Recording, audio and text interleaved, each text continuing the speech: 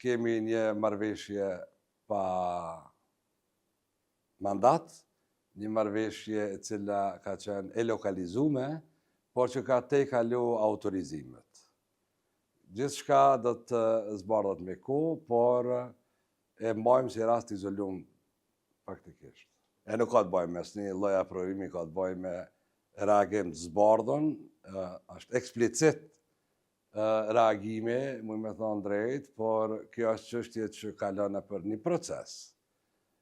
Natyrisht që ne jemi parti e cila mbrana ka debat, ka mekanizma që funksionon demokracia e brendshme, por që autonomia e degëve, qoftë ajo në autorizime, qoftë në veprime, koordinohet plotni me leadershipin e LDK-s, edhe me liderin e partisë.